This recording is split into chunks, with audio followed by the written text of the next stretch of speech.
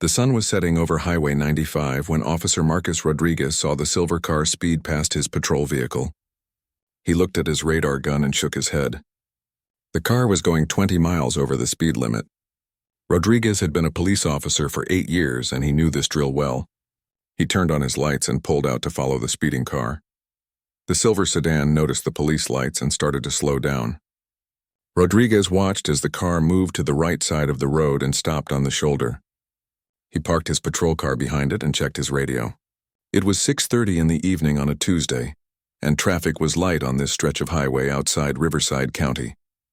Rodriguez got out of his car and walked toward the silver sedan. Through the back window, he could see a woman sitting in the driver's seat. She appeared to be alone in the car. As he got closer, he noticed her hands were moving around a lot. She seemed to be looking for something in her purse. When Rodriguez reached the driver's side window, he tapped on the glass. The woman rolled down her window and looked up at him. She was Asian, probably in her 30s, with shoulder-length black hair. She was wearing a simple blue sweater and jeans. Her eyes looked worried. "Good evening, ma'am," Rodriguez said in his calm, professional voice. "I'm Officer Rodriguez with the Riverside County Police. I stopped you because you were driving 20 miles over the speed limit. Can I see your driver's license and registration, please?" The woman's hands were shaking as she reached for her purse. "Oh, yes, of course," she said. Her voice sounded nervous. "I'm sorry about the speeding. I didn't realize I was going that fast." Rodriguez watched as she opened her purse and started looking through it. Her hands were still shaking and she kept dropping things. A lipstick fell onto the floor of the car, then a pen. She picked them up quickly and kept searching. "Is everything okay, ma'am?" Rodriguez asked. He had learned to pay attention to how people acted during traffic stops. Most people were a little nervous when they got pulled over, but this woman seemed more upset than usual. "Yes, everything's fine," she said, but her voice didn't sound convincing. "I just can't find my wallet. I know it's in here somewhere." Rodriguez noticed that the woman kept looking at her phone, which was sitting in the cup holder next to her. The phone screen kept lighting up, like she was getting text messages or calls. Every time it lit up, she would glance at it quickly. "Take your time," Rodriguez said.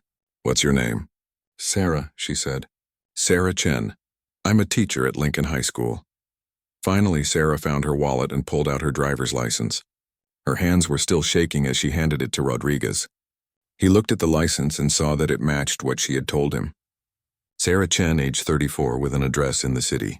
"And your registration?" Rodriguez asked. Sarah opened the glove box and started looking through papers. Rodriguez could see insurance cards, old receipts, and other documents. While she searched, her phone lit up again. This time it rang. Sarah looked at it but didn't answer. "Aren't you going to get that?" Rodriguez asked. "No, it's not important," Sarah said quickly. "I'm sure it's just a telemarketer." Rodriguez found this strange. The phone had been getting messages and calls since he had walked up to the car. Most people would at least look to see who was calling, especially if they were getting multiple calls. Sarah finally found the registration and handed it to Rodriguez. He looked at both documents and noticed that they matched. The car was registered to Sarah Chen at the same address as her driver's license. "Ms. Chen," Rodriguez said, "I need to ask you a few questions. You seem very nervous. Have you been drinking tonight?" "No," Sarah said quickly. "I don't drink and drive. I'm just nervous because I've never been pulled over before." Rodriguez looked at her more carefully. Her eyes were clear, and he didn't smell alcohol on her breath. But something about her behavior was bothering him. She kept looking at her phone, and her nervousness seemed like more than just being pulled over. "Where are you heading tonight?" Rodriguez asked. Sarah paused for a moment before answering. "I'm going to meet a friend for dinner. We're supposed to meet at 7 and I'm already running late. That's why I was driving so fast." "What restaurant?" Rodriguez asked, another pause. It's a place downtown. Tony's Italian restaurant." Rodriguez knew the area well, and he couldn't remember a Tony's Italian restaurant downtown. There was a Tony's Pizza, but that was in a different part of the city. Sarah's phone rang again. This time she looked at it with worry in her eyes. Rodriguez could see that whoever was calling was really wanting to reach her. "Ms. Chen, I'm going to need you to step out of the vehicle," Rodriguez said. "What? Why?" Sarah asked. Her voice sounded scared now. "I need to do a field sobriety test," Rodriguez explained. "Your behavior is making me concerned that you might be under the influence of something." "But I told you I haven't been drinking," Sarah said. "I'm just nervous and late for my dinner." "Please step out of the car, ma'am," Rodriguez said firmly.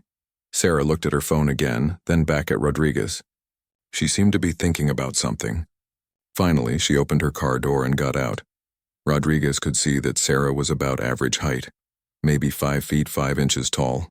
She was wearing sneakers and moved normally when she walked. He didn't see any signs that she was drunk or on drugs, but her nervous behavior was still bothering him.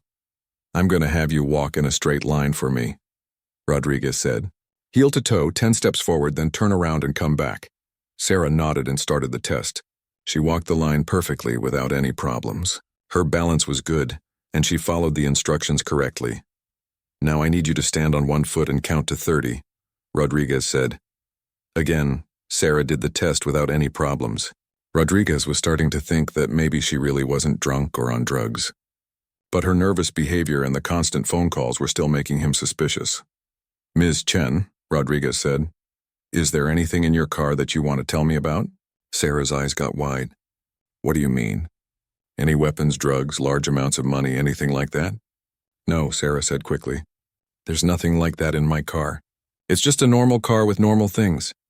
Rodriguez noticed that when Sarah said this, she looked away from him. In his experience, people who were telling the truth usually looked directly at him when they answered questions. Sarah's phone started ringing again.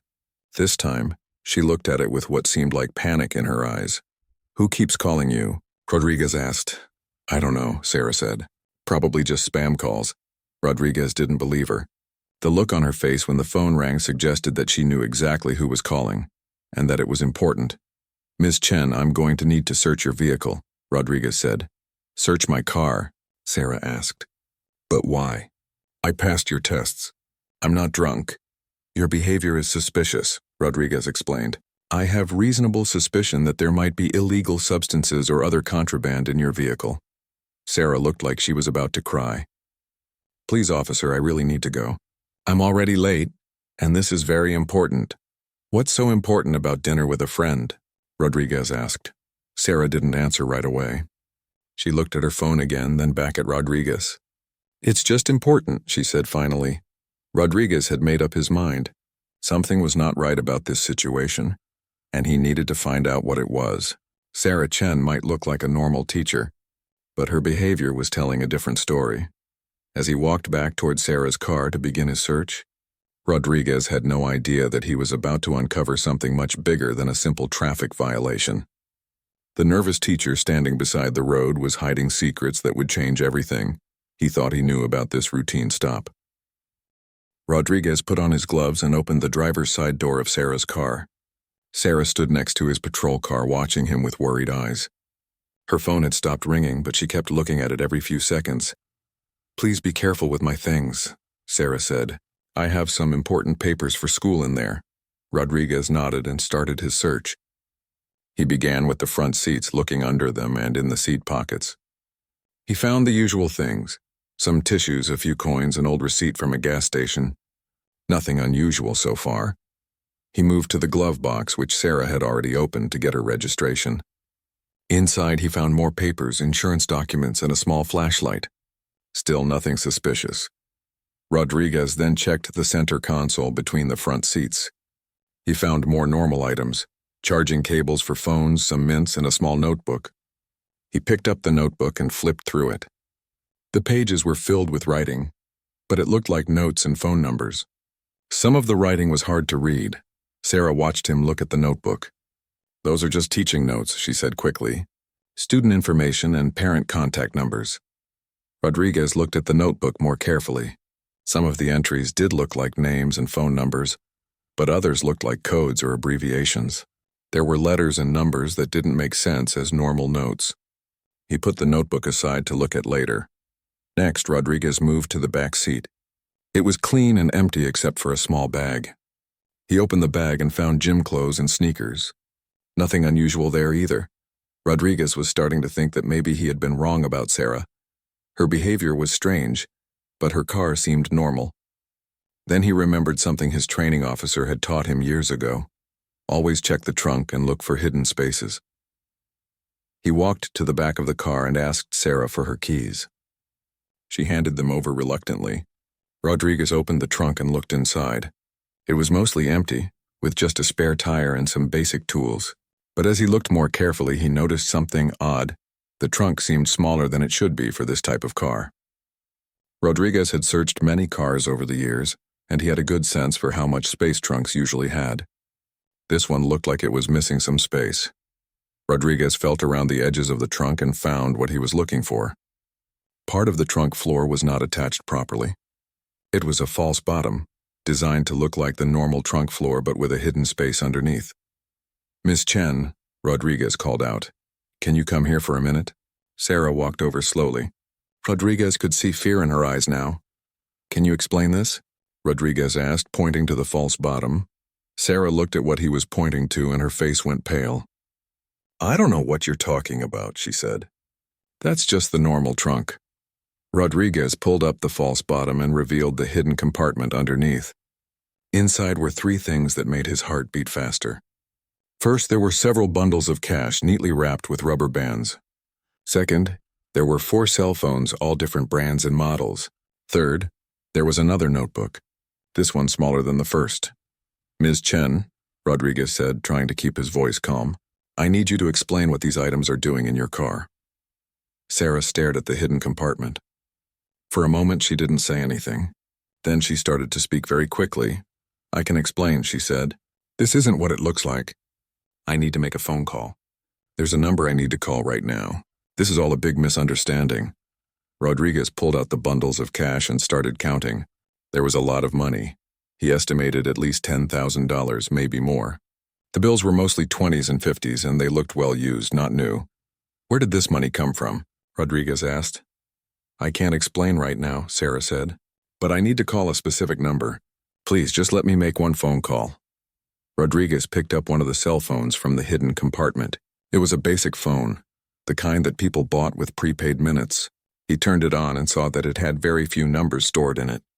The other phones were similar, basic models with just a few contacts. "Why do you have 4 different phones?" Rodriguez asked. Sarah was looking more and more panicked. "Please, officer, you have to listen to me. I work for someone. I need to call my supervisor. There's a number in my regular phone. If you just let me call that number, everything will make sense." Rodriguez was becoming more suspicious by the minute.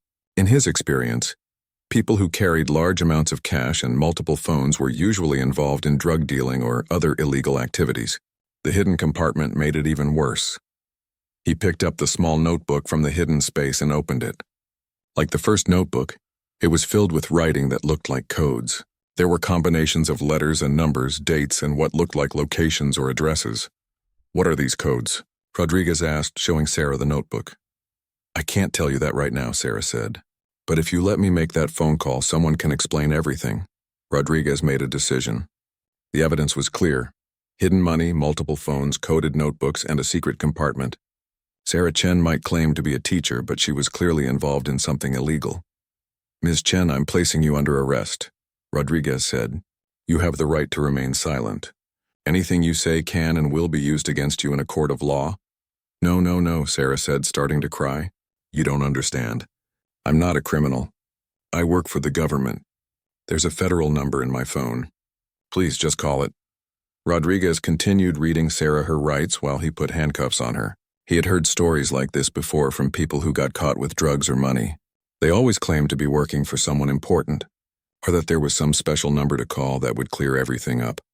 "You can make your phone call at the station," Rodriguez told Sarah. "Right now. I need to secure this evidence." Rodriguez called for backup and requested that a tow truck come to take Sarah's car to the police impound lot. While he waited, he looked through the evidence again. The money was definitely more than $10,000. He counted at least 15,000. The phones all looked like they had been used recently. The most interesting thing was the notebooks. The codes and numbers didn't look random. They looked like some kind of system, like someone was keeping track of meetings, transactions, or contacts. Rodriguez had seen similar notebooks when arresting drug dealers in the past. When the backup officer arrived, Rodriguez explained what he had found. Officer Janet Mills had been working with Rodriguez for 3 years, and she was just as surprised by the discovery. "A teacher?" Mills asked, looking at Sarah, who was sitting in the back of Rodriguez's patrol car. "She doesn't look like a drug dealer."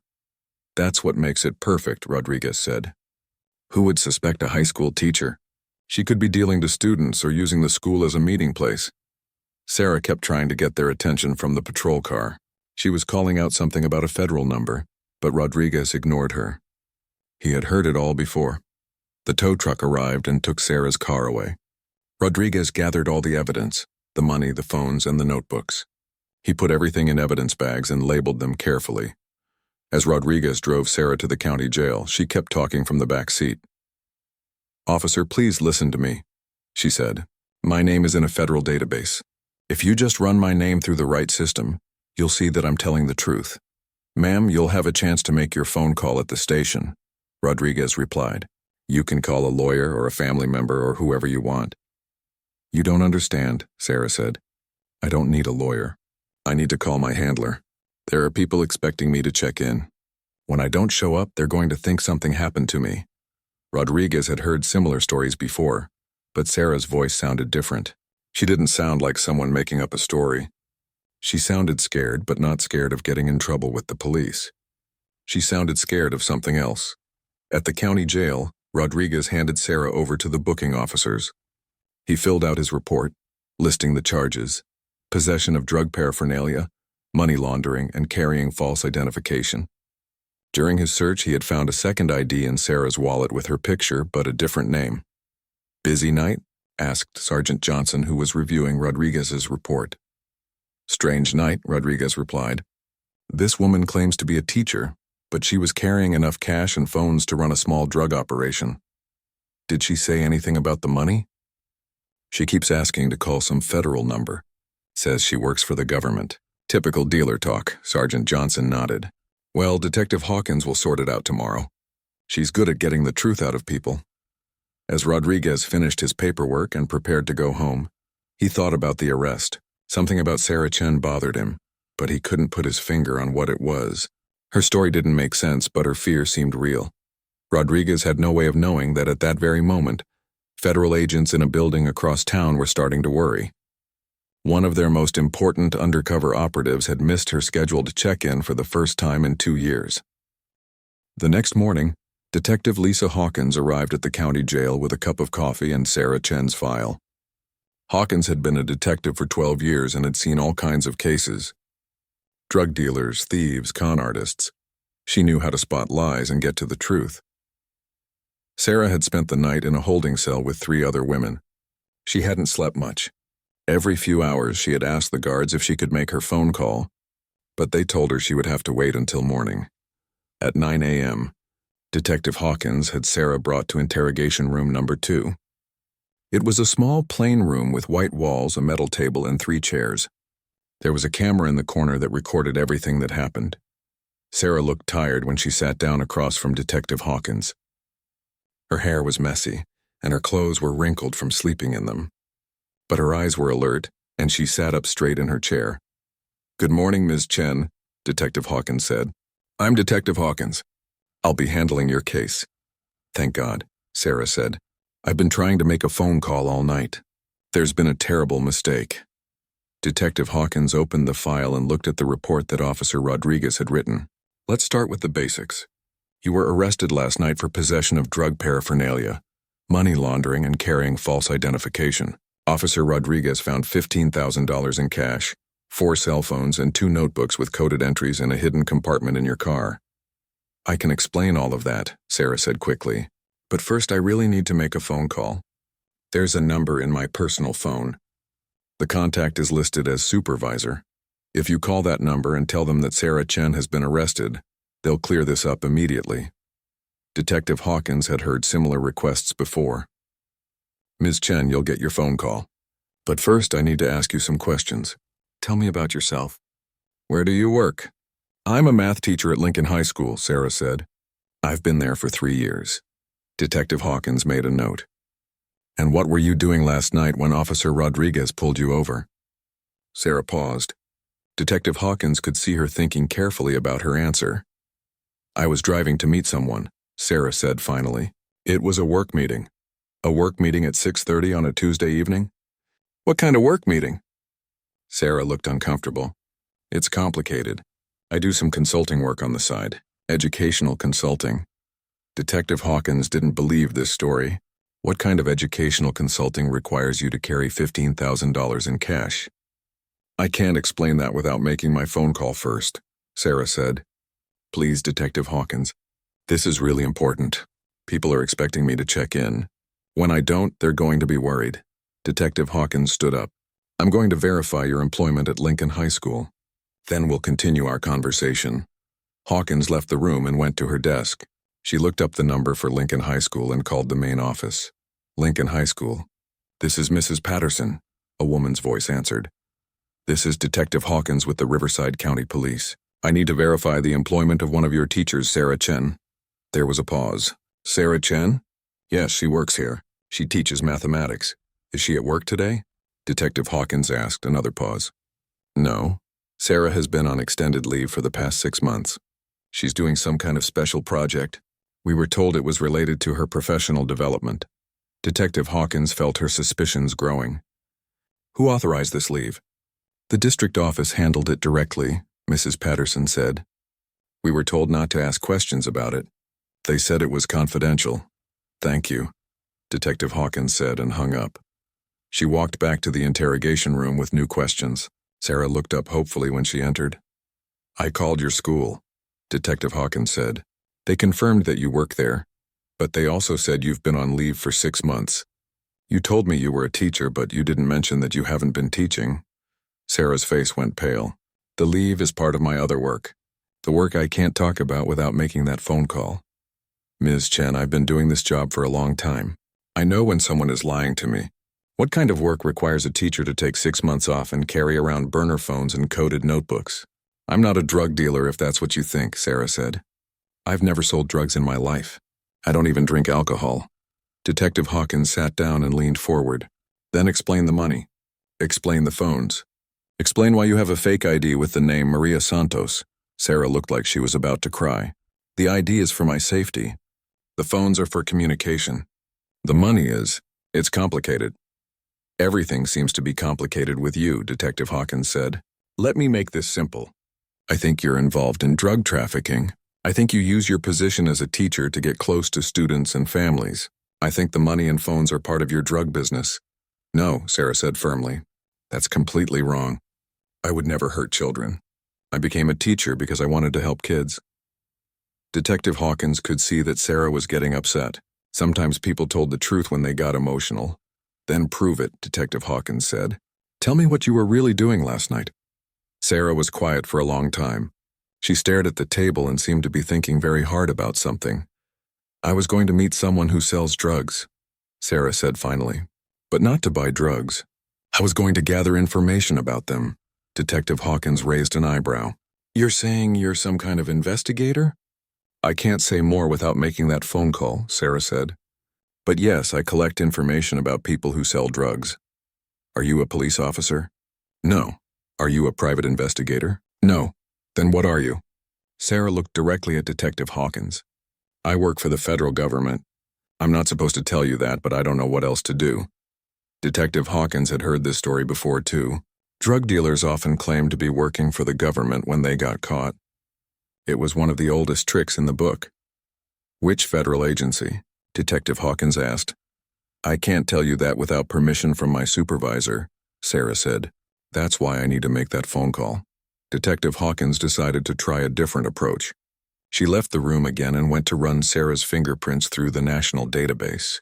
Sometimes people who claimed to work for the government actually had criminal records.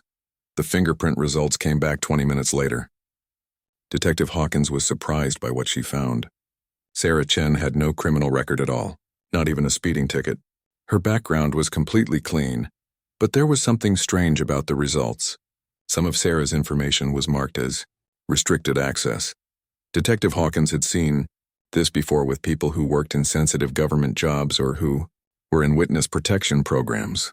She went back to the interrogation room with new questions. Ms. Chen, your fingerprint results show some restricted information. What can you tell me about that? Sarah looked relieved. That's because of my work. My background information is protected for security reasons. What kind of security reasons? The kind that require me to make a phone call to my supervisor, Sarah said. Please, Detective Hawkins. I know this sounds crazy, but I'm telling you the truth.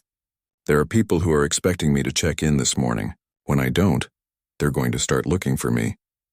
Detective Hawkins was starting to have doubts about her theory that Sarah was a drug dealer. The clean background check and the restricted information were unusual. Most drug dealers had long criminal histories. Let me ask you this, Detective Hawkins said. If you really work for the federal government, why don't you have some kind of identification that proves it? Because that would blow my cover, Sarah said. I'm supposed to look like a normal teacher. If I carried federal ID, anyone who searched me would know I was working for the government. So you're saying you're undercover? Sarah nodded. Yes, and the people I'm investigating are dangerous. If they find out that I've been arrested, it could put other people in danger. Detective Hawkins sat back in her chair. This was getting more complicated than she had expected. If Sarah was telling the truth, then arresting her might have interfered with a federal investigation. If Sarah was lying, then she was very good at it. I'm going to make some phone calls, Detective Hawkins said. But first I want you to write down everything you can tell me about your work without compromising your investigation. I can't write anything down, Sarah said. But if you let me call my supervisor, they can verify who I am and what I'm doing. Detective Hawkins made a decision. Give me the number. Sarah looked relieved. It's in my personal phone. The contact is listed as supervisor. The real name is David Park. Detective Hawkins went to get Sarah's personal phone from the evidence locker. When she found the contact for supervisor, she saw that it was a phone number with a Washington, D.C. area code. She dialed the number and waited. After 3 rings, a man's voice answered. Park. This is Detective Hawkins with the Riverside County Police. I have someone here who asked me to call this number. Her name is Sarah Chen. There was a long pause on the other end of the line. Is she all right? The man asked. She's fine. She's in custody on drug-related charges. FBI Special Agent David Park was sitting at his desk in the federal building in Los Angeles when his secure phone rang. It was 7:30 a.m., and he was reviewing files for the day's operations. The phone that was ringing was the emergency line that only his undercover operatives used. Park, he answered, expecting to hear one of his agents reporting in. Instead, he heard a woman's voice he didn't recognize. This is Detective Hawkins with the Riverside County Police. I have someone here who asked me to call this number. Her name is Sarah Chen. Agent Park felt his blood run cold. Sarah Chen was one of his most valuable undercover operatives. She had been working on a high-priority case for almost 2 years, and she was supposed to have checked in last night at 8 p.m. When she missed the check-in, Park had assumed she was just running late. Now he realized something had gone very wrong. Is she all right? Park asked, trying to keep his voice calm. She's fine. She's in custody on drug-related charges. Park closed his eyes. This was a nightmare scenario. Sarah's cover had taken months to establish, and the investigation she was working on was at a critical stage. If her arrest became public knowledge, it could destroy years of work and put other operatives in danger. Detective Hawkins, I need you to listen to me very carefully, Park said. Do not discuss this case with anyone else. I'm going to be there in 4 hours. Until I arrive, please keep Ms. Chen in a secure location and don't let anyone else talk to her. Park hung up and immediately called his supervisor, Assistant Director Janet Wells. We have a problem, Park said when Wells answered. Sarah Chen has been arrested by local police. Wells was quiet for a moment. She knew how important the Sarah Chen operation was. What happened? I don't have details yet, Park said. The local detective said she was arrested on drug-related charges. I'm driving to Riverside County now. This could blow the entire operation, Wells said. Do we know how much the locals know? Nothing yet. I told the detective not to discuss the case with anyone else. Good. Take Agent Martinez with you. And David. Be very careful about what you tell them. We can't compromise the investigation. Park hung up and called Agent Rosa Martinez, his partner on the Sarah Chen case. Within 30 minutes, they were driving toward Riverside County. During the drive, Park thought about how Sarah Chen had become one of their most important assets. 2 years ago, the FBI had received reports that drug trafficking networks were operating inside several school districts in Southern California. The dealers were using teachers and school staff to distribute drugs and launder money. The problem was that traditional law enforcement methods weren't working. The drug dealers were careful and well organized. They only worked with people they trusted, and they were suspicious of anyone who seemed like they might be a police officer. That's when someone suggested using a real teacher as an undercover operative. Sarah Chen had been perfect for the job. She was young, smart, and genuinely cared about helping children. She had volunteered to work undercover after her own students started getting involved with drugs. Sarah's mission was simple, but dangerous. She was supposed to get close to the drug dealers who were operating in the schools. She would pretend to be a teacher who needed extra money and was willing to help with their operations. The goal was to gather enough evidence to arrest the entire network. The operation had been successful so far. Sarah had identified 12 people involved in the drug trafficking ring, including 2 other teachers, a principal, and several administrators.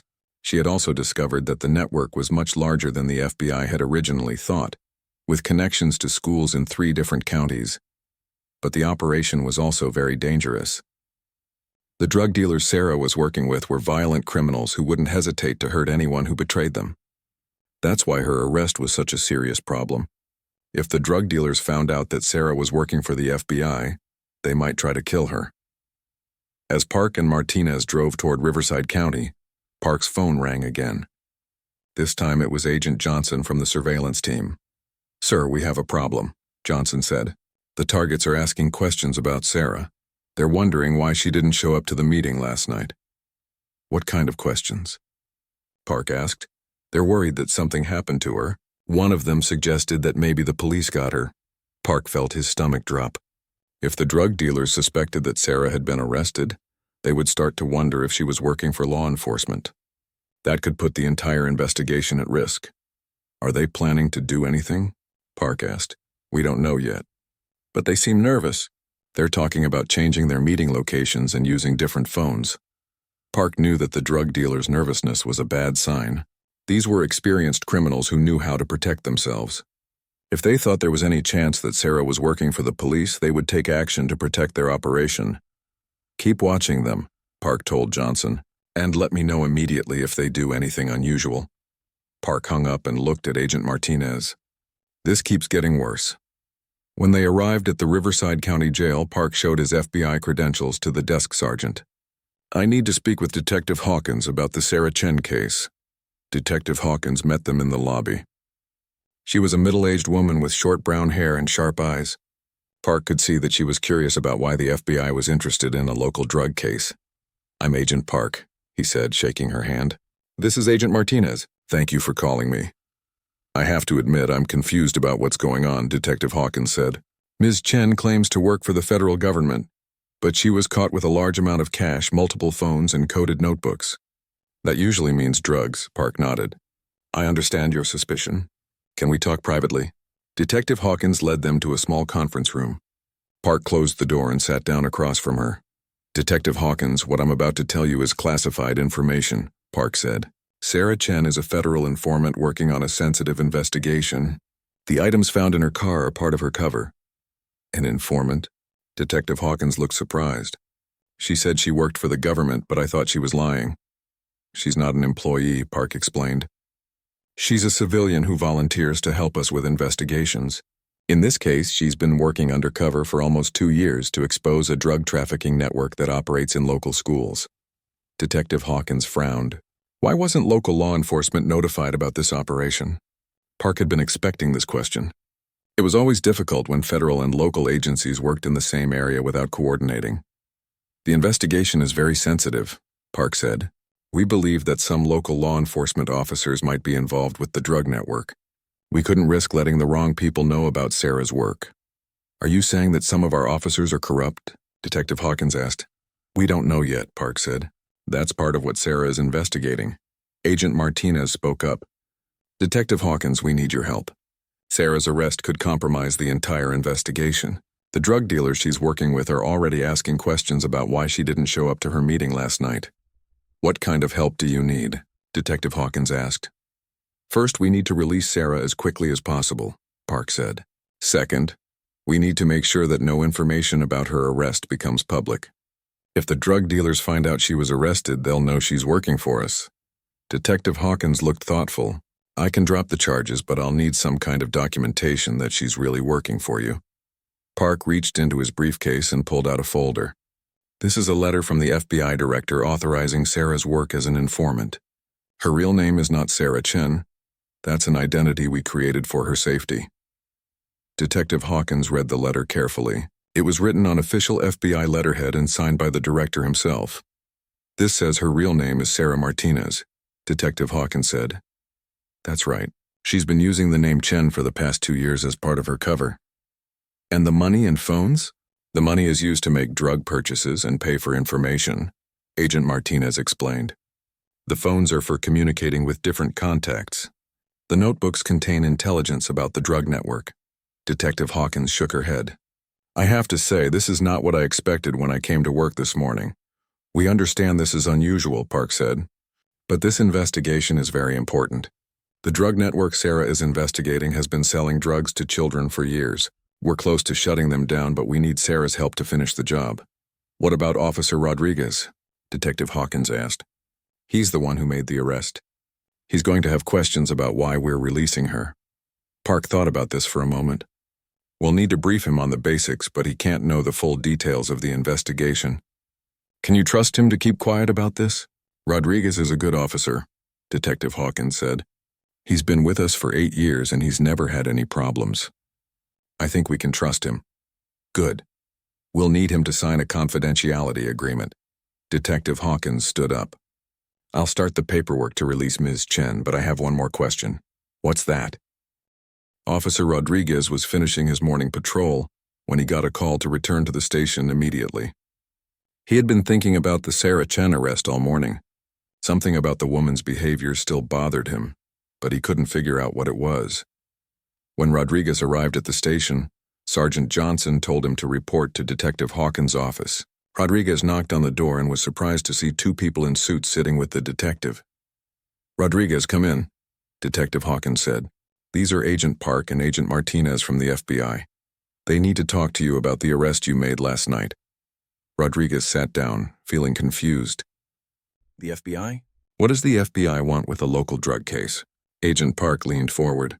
Officer Rodriguez, before we begin, I need you to understand that what we're about to tell you is classified information. You'll need to sign a confidentiality agreement before we can discuss the details. Rodriguez looked at Detective Hawkins, who nodded. It's okay, Rodriguez. This is important. Agent Martinez handed Rodriguez a document to sign. Rodriguez read it quickly. It was an agreement promising not to discuss the case with anyone outside of law enforcement. After Rodriguez signed the paper, Agent Park began to explain. Officer Rodriguez, the woman you arrested last night is not a drug dealer. She's a federal informant working on a sensitive investigation. Rodriguez felt his mouth drop open. An informant? But she had all that money and those phones. Those items are part of her cover, Agent Park explained. Sarah Chen has been working undercover for almost 2 years to expose a drug trafficking network that operates in local schools. Schools? Rodriguez said. You mean she really is a teacher? Yes and no, Agent Martinez said. She is a real teacher, but she's been on leave from her regular job to work on this investigation. The drug dealers think she's a teacher who needs extra money and is willing to help them. Rodriguez shook his head. This is crazy. She seemed so nervous when I pulled her over. I thought for sure she was guilty of something. She was nervous because she was supposed to meet with some very dangerous people last night, Agent Park said. When you arrested her, she missed that meeting. Now the drug dealers are asking questions about where she is. Detective Hawkins spoke up. Rodriguez, we need to release Ms. Chen immediately. The longer she's in custody, the more suspicious the drug dealers will become. But what about the charges? Rodriguez asked. I found evidence of illegal activity. The charges will be dropped, Agent Park said. Everything you found in her car was legal.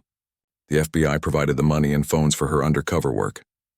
Rodriguez felt confused and a little embarrassed. So I arrested an innocent person? You did your job correctly, Agent Park assured him. You had no way of knowing that Ms. Chen was working for us. Her behavior was suspicious because she was trying to protect her cover. What happens now? Rodriguez asked. We need to get her back to her undercover work as quickly as possible, Agent Martinez said. But first, we need to come up with a story to explain where she's been for the past 12 hours. Detective Hawkins looked at her notes. What if we say she was arrested but released when the charges couldn't be proven? That way, if anyone asks, there's a record of her being here, but it doesn't blow her cover. Agent Park thought about this. That could work. Drug dealers get arrested and released all the time when there isn't enough evidence. But what if they ask her about what happened? Rodriguez asked. What is she supposed to tell them? She'll tell them that a police officer pulled her over for speeding and searched her car, Agent Park said. She'll say that the officer thought the money and phones were suspicious but couldn't prove anything illegal. After spending the night in jail, the charges were dropped. Agent Martinez added, The story actually works in our favor. It makes her look more credible to the drug dealers. They'll think she's really committed to their operation if she's willing to risk getting arrested. Rodriguez was starting to understand how complicated undercover work could be. How long has she been doing this? Almost 2 years, Agent Park said. She volunteered for the job after some of her students got involved with drugs. She wanted to help stop the dealers who were targeting children. That's brave, Rodriguez said. It's also very dangerous, Agent Martinez said. The people she's investigating have killed before. If they find out she's working for us, they won't hesitate to hurt her. Detective Hawkins stood up. I'll start the paperwork to release her. Rodriguez, you'll need to write a supplemental report explaining that the charges were dropped due to lack of evidence. What do I do if other officers ask me about the case? Rodriguez asked. Tell them the truth, that the evidence wasn't strong enough to support the charges, Agent Park said. You don't need to mention anything about the FBI or the undercover operation. Agent Park's phone buzzed. He looked at it and frowned. We have another problem. My surveillance team says the drug dealers are planning to change their meeting location. They're getting nervous about Sarah's absence. How much time do we have? Detective Hawkins asked. Not much. They're supposed to meet tomorrow night. If Sarah doesn't show up, they'll know something is wrong. Agent Martinez looked worried. We need to get her out of here and back to her apartment so she can contact them. Detective Hawkins left the room to start the release paperwork. Agent Park turned to Rodriguez. Officer Rodriguez, I want you to know that your arrest last night might have actually helped the investigation. Sarah was getting close to the drug dealers, but they were starting to trust her too much. Now that she's been arrested and released, they'll see her as someone who's really committed to their cause. Rodriguez felt a little better about the situation. Will I know how the case turns out? Eventually, Agent Park said. But it might be several months before we can tell you the whole story. These investigations take time. Detective Hawkins returned with the release papers. It's all set. The charges have been officially dropped. We can release Miss Chen immediately. Good, Agent Park said. We need to brief her on what story to tell the drug dealers. They walked to the holding area where Sarah was waiting. When she saw Agent Park, she looked relieved but also worried. David, she said, I missed the meeting. Carlos is going to be suspicious. We know, Agent Park said. We've come up with a cover story. You're going to tell them that you were arrested for speeding and the officer found the money and phones. You spent the night in jail, but the charges were dropped because they couldn't prove anything illegal. Sarah nodded. That could work. Carlos always said that getting arrested was a risk in this business. He might actually respect me more for not talking to the police. Agent Martinez handed Sarah her personal belongings. Your car is in the police impound lot. We'll have it released and delivered to your apartment. What about the items that were in the hidden compartment? Sarah asked. They'll be returned to you, Agent Park said. As far as anyone knows, the police couldn't prove that the money and phones were connected to any illegal activity. Rodriguez watched this conversation with fascination. He had never seen how federal agents and informants worked together. It was like watching actors rehearse for a play. Sarah, Agent Park said, are you okay to continue with the operation? We can pull you out if you think it's too dangerous. Sarah shook her head. I'm fine. We're too close to stopping these people to quit now. I just need to convince Carlos that everything is normal.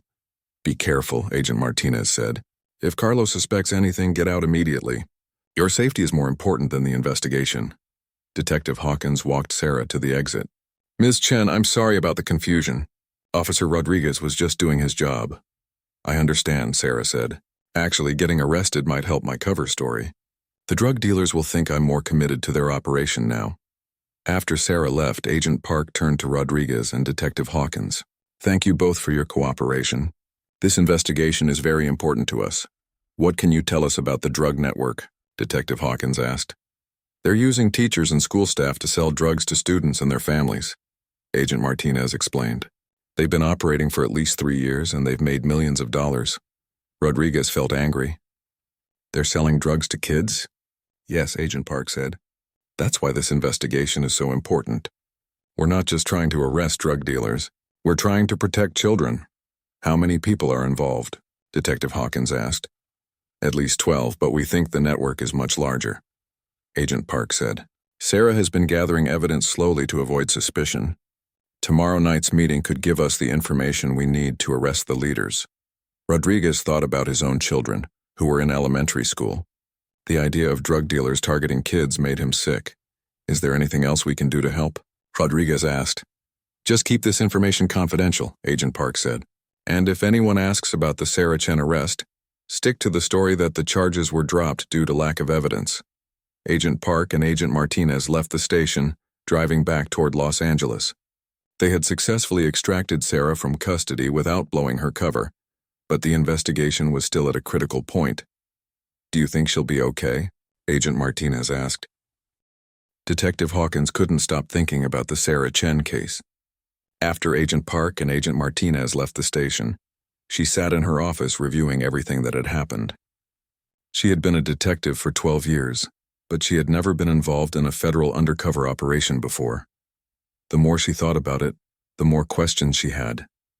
If the FBI was running such an important investigation in Riverside County, why hadn't local law enforcement been informed? And if some local officers might be involved in the drug network, how could she know who to trust? Detective Hawkins decided to call Agent Park. She needed more information about the scope of the investigation and how it might affect her own work. Agent Park, this is Detective Hawkins, she said when he answered his phone. I have some concerns about the investigation you described. What kind of concerns? Agent Park asked. You mentioned that some local law enforcement officers might be involved with the drug network. I need to know more about that. Are any officers in my department under suspicion? Agent Park was quiet for a moment. Detective Hawkins could hear him talking to someone else, probably Agent Martinez. Detective Hawkins, can you meet us for coffee somewhere private? This conversation is too sensitive for the phone. An hour later, Detective Hawkins met the two FBI agents at a small diner outside the city. Agent Park had chosen a corner booth where they could talk without being overheard. Detective Hawkins, what I'm about to tell you goes beyond the confidentiality agreement you signed earlier. Agent Park said, this information could put lives at risk if it becomes public. Detective Hawkins nodded. I understand. Agent Martinez pulled out a folder and opened it on the table. The drug network that Sarah is investigating is more complex than we initially told you. It involves teachers, school administrators, and at least 3 law enforcement officers. Detective Hawkins felt her stomach drop. Which officers? We don't know all the names yet, Agent Park said. That's part of what Sarah is trying to find out. But we know that someone in law enforcement has been providing information to the drug dealers about police investigations. Someone has been warning them when raids are planned, Agent Martinez explained. That's why we couldn't involve local law enforcement in our investigation. We didn't know who we could trust. Detective Hawkins thought about her colleagues at the department. She had worked with most of them for years. The idea that one of them might be helping drug dealers was hard to believe. Do you have any evidence of which officers are involved? She asked. Agent Park showed her a photograph. This picture was taken 6 months ago at a restaurant downtown. It shows one of the drug dealers meeting with someone we believe is a police officer. Detective Hawkins looked at the photograph.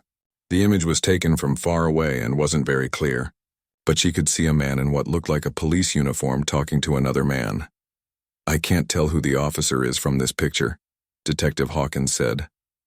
Neither can we, Agent Martinez said. The photo was taken by Sarah using a hidden camera, but she wasn't close enough to get a clear shot. Has Sarah seen this officer before? Detective Hawkins asked. Yes, but she's never been introduced to him, Agent Park said. The drug dealers are very careful about security. They only introduce people on a need-to-know basis. Detective Hawkins studied the photograph more carefully. The officer in the picture was sitting with his back to the camera, making it impossible to see his face clearly. What can you tell me about the drug network itself? Detective Hawkins asked. Agent Martinez pulled out another document. They call themselves the Learning Network.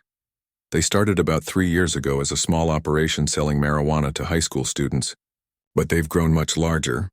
How much larger? Detective Hawkins asked. They're now operating in at least 15 schools across 3 counties, Agent Park said. They're selling marijuana, cocaine, and prescription drugs. We estimate they're making about $2 million a year. Detective Hawkins was shocked. $2 million? How are they moving that much money without being detected? That's the clever part, Agent Martinez said. They're laundering the money through school programs. They make fake donations to sports teams, drama clubs, and other school activities. The money looks legitimate because it's going to educational programs. And Sarah has evidence of all this? Detective Hawkins asked. She has detailed records of their financial operations, Agent Park said. She's also recorded conversations with several of the key players. But we need more evidence to make arrests that will stick in court. Agent Park's phone buzzed with a text message. He read it and looked worried. What is it? Agent Martinez asked. Sarah just texted me. She made contact with Carlos, the leader of the drug network. He wants to meet with her tonight at a new location. Is that good or bad? Detective Hawkins asked. We're not sure, Agent Martinez said. It could mean that he trusts her more now that she's been arrested and released. Or it could mean that he's suspicious and wants to test her. Agent Park put his phone away. Detective Hawkins, we need your help with something. If this meeting tonight goes wrong, we might need local law enforcement backup, but we can't use the normal channels because we don't know which officers might be compromised. What do you need me to do? We need you to be available tonight in case we have to extract Sarah quickly, Agent Martinez said. And we need you to keep this information away from the rest of your department. Detective Hawkins felt the weight of responsibility. What about Officer Rodriguez? He's already involved in the case. Rodriguez seems trustworthy, Agent Park said. His record is clean and he's never had any contact with the drug network. We can probably trust him. But we can't trust anyone else in the department? Detective Hawkins asked. Not until we know who the corrupt officers are, Agent Martinez said. Detective Hawkins thought about this for a moment. Agent Park, I have to ask you something. How do you know that I'm not involved with the drug network? Agent Park smiled. We've been investigating everyone who might be connected to this case. Your background is completely clean. You've never had any contact with the drug dealers, and your financial records show no suspicious activity. You investigated me? Detective Hawkins asked. We investigated everyone, Agent Martinez said. It's standard procedure for operations like this. We can't afford to take chances. Agent Park's phone rang. He answered it and spoke quietly for a few minutes. When he hung up, he looked concerned. That was the surveillance team, Agent Park said. Carlos is being very careful about tonight's meeting. He's chosen a location that's difficult to watch and he's told Sarah to come alone. Where is the meeting? Detective Hawkins asked. An abandoned warehouse near the industrial district, Agent Martinez said. It's isolated with only one road in and out. Detective Hawkins knew the area. It was a place where criminals often met because it was hard for police to watch without being seen. That sounds dangerous, she said. It is, Agent Park agreed, but Sarah insists she can handle it. She says that backing out now would make Carlos even more suspicious. What's the plan if something goes wrong? Detective Hawkins asked. Agent Martinez pulled out a map and showed her the warehouse location. We'll have agents positioned around the perimeter, but they'll stay far enough away to avoid detection. If Sarah signals for help, we'll move in immediately. How will she signal for help? Detective Hawkins asked. She has a panic button disguised as a car key, Agent Park explained. If she presses it, it sends a signal to our surveillance team. Detective Hawkins looked at the map more carefully. This warehouse is in my patrol area. I know it well. There are several ways that someone could escape if they needed to. That's why we need your help, Agent Park said. You know the area better than we do. If we have to go in after Sarah, we'll need someone who knows all the escape routes. Detective Hawkins made a decision. I'll help you, but I want to know everything about the plan. For the next hour, Agent Park and Agent Martinez explained their operation in detail. They showed Detective Hawkins surveillance photos of all the known members of the drug network. They explained how Sarah had infiltrated the group and gained their trust, and they described the evidence that Sarah had gathered over the past 2 years. This is incredible, Detective Hawkins said. Sarah has risked her life to gather all this information. She's one of the bravest people I've ever worked with, Agent Park said. But tonight could be the most dangerous night of the entire operation. Why tonight? Detective Hawkins asked.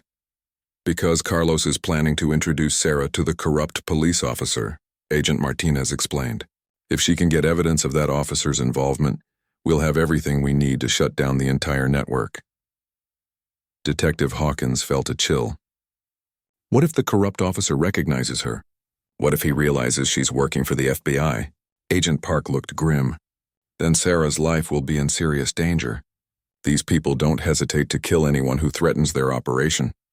And if that happens, we'll need to move fast to save her, Agent Martinez added. Detective Hawkins understood the stakes now. Tonight wasn't just about gathering evidence. It was about protecting Sarah's life while she tried to expose a corruption that reached into the police department itself. At 9 p.m., Sarah Chen sat in her car outside the abandoned warehouse, checking her equipment one last time. The panic button was attached to her keychain, and the small recording device was hidden in her jacket pocket. She had been preparing for this moment for 2 years, but she had never been more nervous. Agent Park's voice came through her earpiece. "Sarah, are you ready?" "As ready as I'll ever be," she whispered back. Detective Hawkins was positioned 3 blocks away in her unmarked police car. She had spent the afternoon studying maps of the industrial district and planning escape routes. Agent Martinez was with her, monitoring radio communications from the FBI surveillance team. "All units are in position," Agent Martinez said into his radio. "The target is approaching the warehouse now." Through her binoculars, Detective Hawkins could see Carlos's black SUV pulling up to the warehouse. Carlos got out of the driver's seat, and 2 other men got out of the back. One of them was carrying what looked like a briefcase. "Sarah, Carlos has brought 2 associates," Agent Park said through the earpiece. "Be extra careful." Sarah took a deep breath and got out of her car. She walked toward the warehouse entrance where Carlos was waiting for her. "Sarah," Carlos called out. "I'm glad you could make it. I heard you had some trouble with the police last night." "It was nothing," Sarah said, trying to sound casual. "Just a traffic stop that got out of hand. The charges were dropped this morning," Carlos smiled. "That's what I like to hear. A person who can handle pressure. Come inside. There's someone I want you to meet." Sarah followed Carlos into the warehouse. The building was mostly empty, with just a few old machines and some boxes scattered around. Carlos led her to a small office area where a man in a police uniform was waiting. Detective Hawkins felt her blood run cold when she heard Sarah's voice through the radio. "The corrupt officer is here. He's wearing a Riverside County police uniform. Can you see his badge number?" Agent Park asked. "Not yet," Sarah replied quietly. "I'm trying to get closer." Inside the warehouse, Carlos made introductions. "Sarah, this is Officer Mike Thompson. Mike, this is Sarah Chen, the teacher I told you about." Sarah shook hands with Officer Thompson and tried to get a look at his badge number. Thompson was a tall man with gray hair, probably in his 50s. Sarah had never seen him before, but she memorized his appearance for later identification. "Carlos tells me you're interested in helping us with our educational programs," Officer Thompson said. Sarah nodded. "I believe in supporting student activities. Sometimes the schools don't have enough funding for important programs." "That's exactly right," Thompson said. "We help fill the gaps in school funding. It's all about helping the children." Detective Hawkins listened to this conversation with disgust. These criminals were using concern for children as a cover for selling drugs to those same children. "Sarah," Carlos said, "Officer Thompson has been very helpful to our organization. He provides us with information about police activities that might affect our operations." "What kind of information?" Sarah asked. "Nothing too specific," Thompson said quickly. "Just general information about when certain areas might have increased patrol activity. It helps us schedule our educational meetings more effectively," Agent Martinez whispered to Detective Hawkins. "He's admitting to providing information to drug dealers. This is exactly what we needed." Inside the warehouse, Carlos opened the briefcase that one of his associates had been carrying. It was filled with cash, more money than Sarah had ever seen in one place. "This is what we raised last month for school programs," Carlos said. $25,000. "Officer Thompson, your information helped us make sure our donations reached the schools safely." Thompson looked at the money and smiled. "It's always good to see young people getting the support they need." Sarah realized that this was her chance to get more specific information. "How exactly do the donations reach the schools?" Carlos explained their money laundering operation in detail. They would make cash donations to school sports teams and clubs, claiming the money came from local businesses and community groups. The schools would deposit the money in their accounts, effectively cleaning the drug money and making it look legitimate. "We've helped 15 schools in 3 counties," Carlos said proudly. "Basketball teams, drama clubs, band programs, we support them all. And the teachers who help coordinate these donations get a small fee for their assistance," Thompson added. How much of a fee? Sarah asked. Usually about 10% of the donation, Carlos said. So if we donate $1,000 to a school program, the teacher who helps coordinate it gets $100. Sarah was recording everything. This information would be crucial evidence for prosecuting the entire network. We have teachers at Jefferson High, Lincoln High, Roosevelt Elementary, and 12 other schools. Carlos continued. They're all committed to helping their students succeed. Agent Park's voice came through Sarah's earpiece. You're doing great, Sarah. Keep getting details about the teachers involved. Which teachers have been most helpful? Sarah asked. Carlos pulled out a notebook and started reading names. At Jefferson High, we work with Maria Santos in the math department and Robert Johnson in athletics. At Lincoln High, we have Jennifer Williams in science and David Martinez in the counseling office. Sarah memorized each name as Carlos continued reading. These were teachers who were supposed to be protecting children, but instead they were helping drug dealers reach those same children. How do you recruit new teachers? Sarah asked. We're very careful about that, Thompson said. I help identify teachers who might be interested in our program. Teachers who have financial problems or who seem dissatisfied with their jobs. What kind of financial problems? Sarah asked. Student loans, credit card debt, medical bills, and Carlos explained. We approach them carefully and offer them a way to make extra money for a good cause. Detective Hawkins shook her head as she listened to this conversation. These criminals were targeting teachers who were struggling financially and tricking them into helping with drug operations. Inside the warehouse, Carlos was explaining how they identified potential customers for their drugs. The teachers give us information about students and families who might be interested in our products, Carlos said. Students who are stressed about schoolwork, families who are dealing with difficult situations. You mean you sell drugs to students? Sarah asked, trying to sound interested rather than horrified. We provide products that help people cope with stress, Thompson said. Nothing too serious. Mostly marijuana and some prescription medications. And some cocaine for the older students, Carlos added. College-age kids who need help staying alert for studying. Sarah felt sick listening to this conversation, but she knew she had to keep gathering evidence. How much money does the operation make? Sarah asked. Carlos smiled. Last year we raised over $2 million for school programs. After expenses and fees, we had about $1.8 million to donate to worthy causes. Agent Martinez whispered to Detective Hawkins. They just admitted to making $1.8 million from drug sales. This is incredible evidence. Sarah, Agent Park's voice came through the earpiece. Ask about future plans. We need to know what they're planning next. What are your goals for this year? Sarah asked. We want to expand to 10 more schools, Carlos said.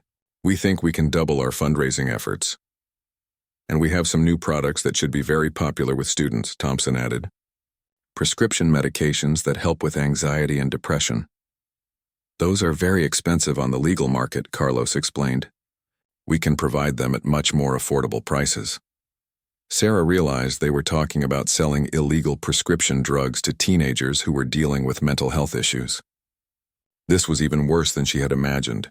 Suddenly, Carlos's phone rang. He answered it and spoke quietly for a minute. When he hung up, he looked worried. What? 3 weeks later, Officer Rodriguez was sitting at his desk reading the morning newspaper when he saw the headline that made him stop drinking his coffee. FBI arrests 18 in school drug network. Below the headline was a photograph of Officer Mike Thompson being led away in handcuffs. Rodriguez read the article with amazement. The FBI had arrested teachers, administrators, and one police officer in what they called the largest school-based drug trafficking operation in the state's history. The article mentioned that the investigation had taken 2 years and involved an undercover informant who had risked her life to gather evidence.